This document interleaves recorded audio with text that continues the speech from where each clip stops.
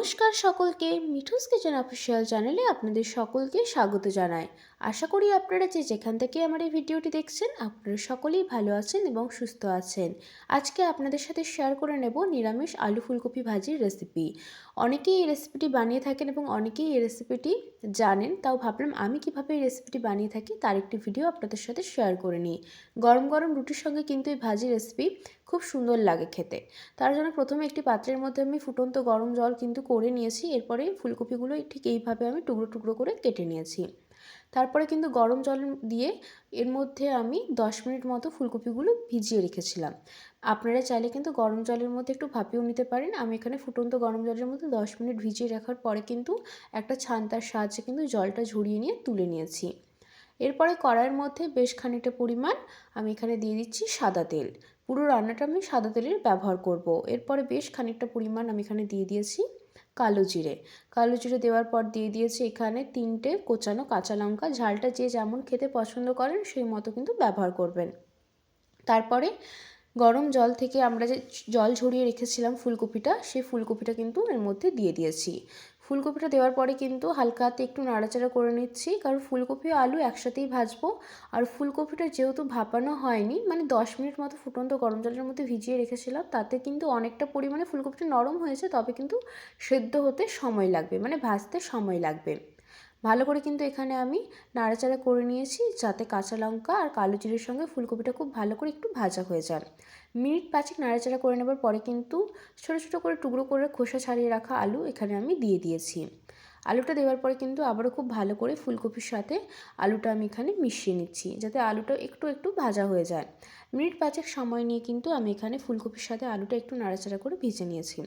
সম্পূর্ণ নিরামিষ একটি রেসিপি, নিরামিষের দিনে যে কোনো রুটির সঙ্গে বা পরোটার সঙ্গে বানিয়ে নিতে পারেন। খুবই চটজলদি একটি রেসিপি তৈরি হয়ে যায়, খেতেও কিন্তু বেশ ভালো লাগে। এই রেসিপিটি অনেকেই হয়তো বাড়িতে বানিয়ে থাকেন, অনেকেই জানেন, তবে ভাবলাম আমি কিভাবে বানিয়ে থাকি তার একটি ভিডিও আপনাদের সাথে শেয়ার করে নিই। ভালো করে কিন্তু এখানে আমি নাড়াচাড়া করে নিচ্ছি, আলুর সাথে ফুলকপিটা একটু ভেজে নিচ্ছি। মিনিট 5 সময় নিয়ে কিন্তু আমি এখানে নাড়াচাড়া করে নিয়েছি। অবশ্যই করে কিন্তু ঢাকা দিয়ে দিয়ে রান্নাটা করতে হবে, কারণ ফুলকপি আর আলু দুটো সেদ্ধ হতেই সময় লাগে এবং ভাজতেও সময় লাগে। সেই জন্য কিন্তু আমরা ঢাকা দিয়ে দিয়ে রান্নাটা করব, যাতে আমাদের রান্নাটা তাড়াতাড়ি হয়ে যায় এবং ফুলকপি আলুটা তাড়াতাড়ি সেদ্ধও হয়ে যায়। ঠিক এই পর্যায়ে পরিমাণ মতো নুন দিয়ে দেবো। পরিমাণ মতো নুন দিয়ে দেওয়ার পরে কিন্তু এর মধ্যে আমি দিয়ে দিচ্ছি সামান্য পরিমাণ হলুদের গুঁড়ো। হলুদের গুঁড়ো আর নুনটা খুব ভালো করে আলু ফুলকপির সাথে মিশিয়ে নেব, যাতে আলু আর ফুলকপির মধ্যে নুনটা আর হলুদের গুঁড়োটা খুব ভালো করে মিশে যায়। এখানে কিন্তু সেইভাবে আমি আর কোনো মশলা ব্যবহার করব না। ম্যাগি মশলা দেব, ওইটাই একটি মশলা দেব, আর কিন্তু কোনো মশলা এর মধ্যে দেব না। শুধুমাত্র এই নুন, হলুদ, কালো জিরে, কাঁচা লঙ্কা আর ম্যাগি মশলা দিয়ে কিন্তু এই অসাধারণ স্বাদের ফুলকপি আলুর ভাজি রেসিপিটি আমি তৈরি করে নেব। খুবই দুর্দান্ত খেতে হয়। রুটি পরোটার সঙ্গে খেতে কিন্তু বেশ ভালো লাগে, বিশেষত রুটির সঙ্গে খেতে।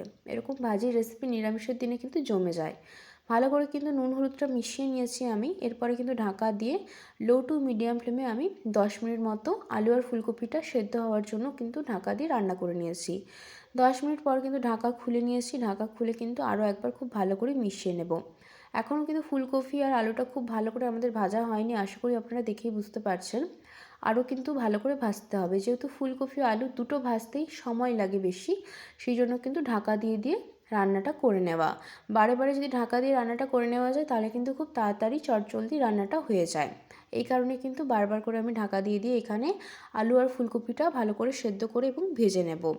আবারও ঢাকা দিয়ে কিন্তু আমি এখানে 15 মিনিট মতো লো টু মিডিয়াম ফ্লেমে ফুলকপি আর আলুটা ভাজতে দিয়েছি। 15 মিনিট পর কিন্তু ঢাকা খুলে খুব ভালো করে আরেকবার মিশিয়ে নেব। ঠিক এই পর্যায়ে দেখুন, দেখে আশা করি বুঝতে পারছেন আলু আর ফুলকপিটা কিন্তু ভালো মতোই ভাজা হয়ে গিয়েছে। দেখে আশা করি বুঝতে পারছেন আলু আর ফুলকপি দুটোই কিন্তু ভালোভাবে সেদ্ধ হয়ে গিয়েছে। আলুটা কিন্তু আমি গরম জলের মধ্যে ভাপিয়ে নিইনি। ফুলকপিটা কিন্তু আমি এখানে গরম জলের মধ্যে একটু 10 মিনিট মতো ভিজিয়ে রেখেছিলাম, যাতে ফুলকপির যে রাসায়নিক সার দেওয়া হয় বা ক্ষতিকারক যা যা থাকে সেগুলো কিন্তু বেরিয়ে যায়। সেই জন্য কিন্তু আমি ফুলকপিটা 10 মিনিট গরম জলের মধ্যে ভিজিয়ে রেখেছিলাম। এই পর্যায়ে দেখুন আমাদের আলু আর ফুলকপিটা কিন্তু খুব ভালো করে ভাজা হয়ে গিয়েছে। আশা করি আপনারা দেখেই বুঝতে পারছেন। আরও একবার কিন্তু আমি খুব ভালো করে এখানে মিশিয়ে নিচ্ছি। একটু নাড়াচাড়া করে নিতে হবে মিনিট 5 হাতে সময় নিয়ে।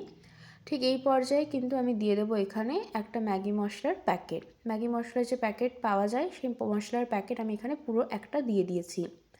মশলার প্যাকেটটা দেওয়ার পরে কিন্তু এর মধ্যে মশলাটা যাতে খুব ভালোভাবে মেশানো হয় তার জন্য কিন্তু খুব ভালো করে আলু আর ফুলকপিটা নাড়াচাড়া করে নেব, যাতে খুব ভালোভাবে মশলাটা আলু ফুলকপির সাথে মিশে যায়।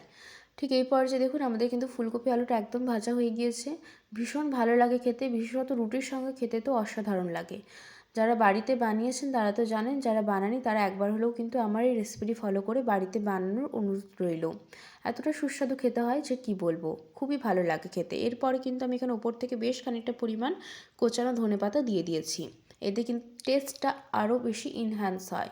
এরপরে কিন্তু ধনেপাতাটা দেওয়ার পরে কিন্তু খুব ভালো করে আমি মিশিয়ে নিচ্ছি আলু ফুলকপির সাথে। আমাদের রেসিপিটি কিন্তু একেবারে রেডি হয়ে গিয়েছে।